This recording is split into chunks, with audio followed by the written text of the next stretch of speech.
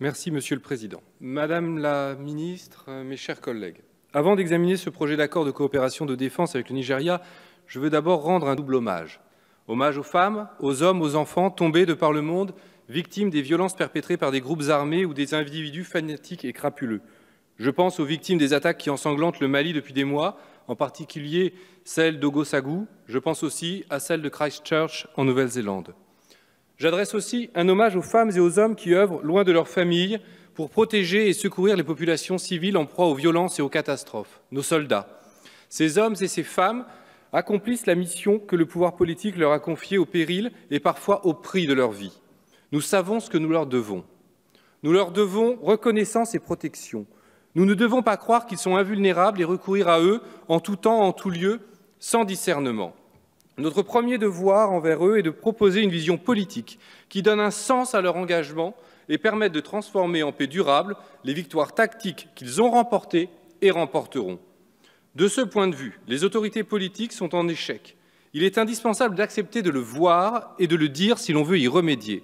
La notion de guerre au terrorisme, empruntée aux néoconservateurs américains et qu'on entend encore trop souvent prononcer, nous a placés dans une impasse.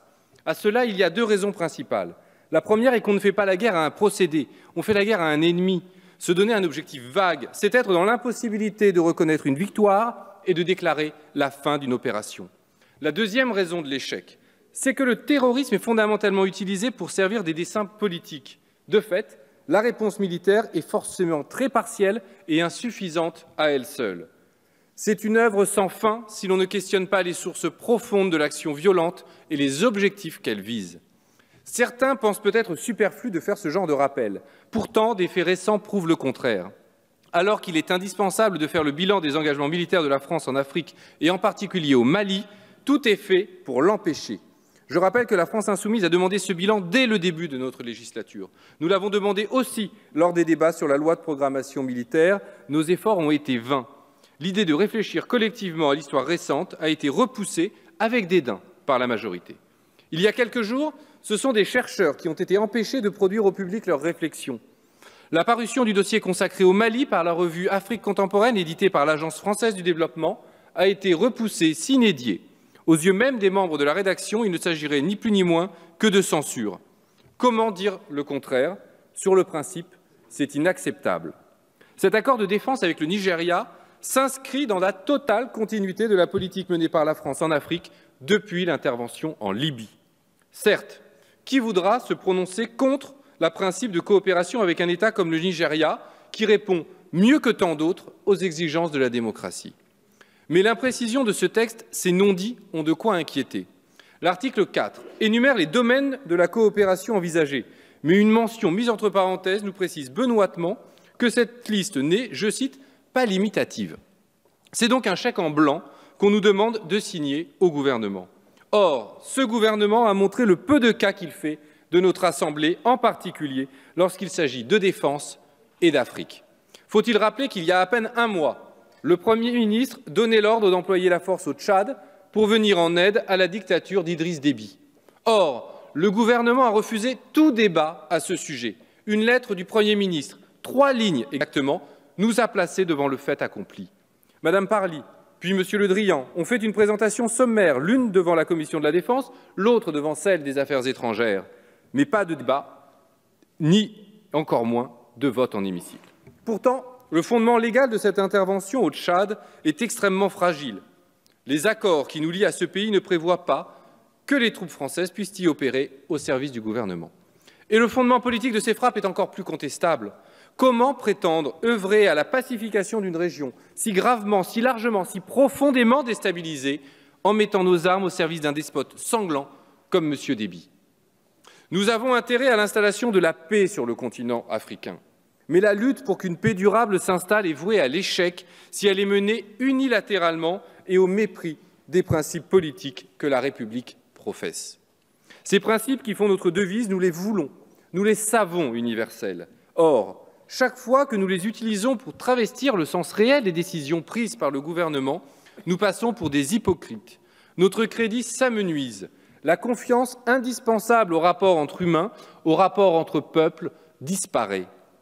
Nous éloignons encore l'horizon de la paix et de la sécurité. C'est pourquoi la vérité et la transparence sont indispensables à l'atteinte de nos objectifs. La diplomatie de cabinet n'est en réalité pas très différente de la diplomatie de couloir.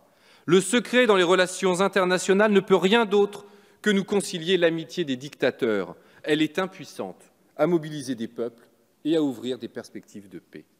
Comme disait Jaurès, nous devons avoir le courage de rechercher la vérité et de la dire.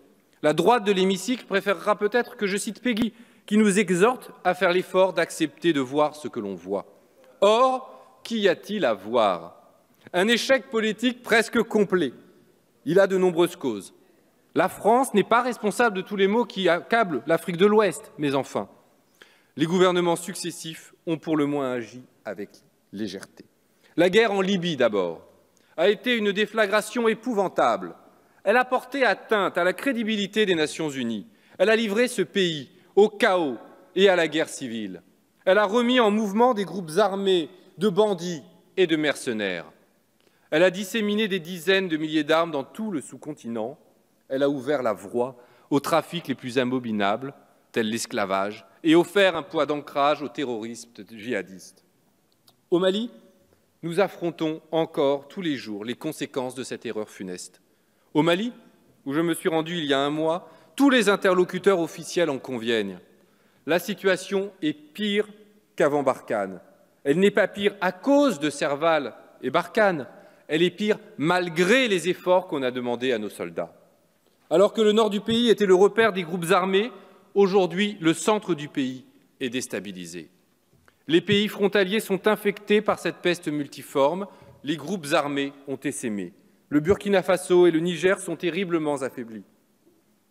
L'État malien n'est pas restauré. Le G5 Sahel, présenté comme une panacée politico-militaire, un exemple de coopération régionale intégrée, n'est toujours pas opérationnel. Quelle est sa pertinence en réalité? Pourquoi 5 et pas 6 ou 7? Pourquoi lui et pas l'organisation régionale existante, la CEDEAO? Pourquoi s'appuyer prioritairement sur des pays qui violent les droits humains, comme la Mauritanie ou le Tchad? Faire de l'Arabie saoudite un de ses principaux bailleurs de fonds n'est-il pas un problème de crédibilité ou d'indépendance? Ces questions n'ont jamais été traitées au grand jour. J'ose espérer que dans les bureaux des affaires étrangères, de l'état-major, de l'Élysée, on a des réponses robustes. Mais à vrai dire, je n'en suis pas certain.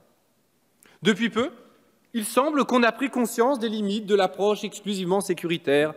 La doctrine des 3D est à l'ordre du jour. Diplomatie, défense, développement. À la bonne heure. On ne prétend plus que la paix puisse fleurir sur le terreau de la misère. Croit-on qu'elle s'épanouisse sans démocratie pour autant? Car tel est le défi qu'il faut maintenant relever. Qui parmi vous a une idée du budget consacré à l'intervention au Mali depuis 6 ans? A fortiori, combien de nos concitoyens en ont une notion? Faut-il compter en dizaines de millions, en centaines ou en milliards d'euros? En réalité, c'est peu ou prou 2 années du budget de l'État malien, 3 milliards, que la France a consacré en 6 ans de présence militaire. Mais partout ailleurs, la misère, le changement climatique, l'instrumentalisation des tensions par les groupes armés rendent la situation plus dangereuse que jamais. Parler d'affrontements intercommunautaires est un raccourci commode, mais dangereux, qui participe à faire advenir ce qu'on redoute. Le conflit interethnique quand il s'agit avant tout d'accès aux ressources et de pouvoir. J'ai voulu rappeler quels sont les termes de l'équation au Sahel, parce qu'en réalité, ils sont les mêmes dans tout le sous-continent et le Nigeria, comme dans tous les autres pays. Je n'ai pas assez parlé des désastres qu'apporte le dérèglement climatique. L'assèchement du lac Tchad aura des effets délétères qu'aucune action militaire, aucune coopération ne saura endiguer. Projeter des sociétés agraires ou pastorales dans la modernité capitaliste, faite d'exploitation, d'accumulation de biens et de prédation de ressources naturelles, ne peut pas amener la paix, ni au Nigeria, ni nulle part ailleurs. Alors, ratifier cet accord de coopération militaire sans qu'auparavant on nous dise clairement que le gouvernement est prêt à tout revoir, cela n'est pas possible.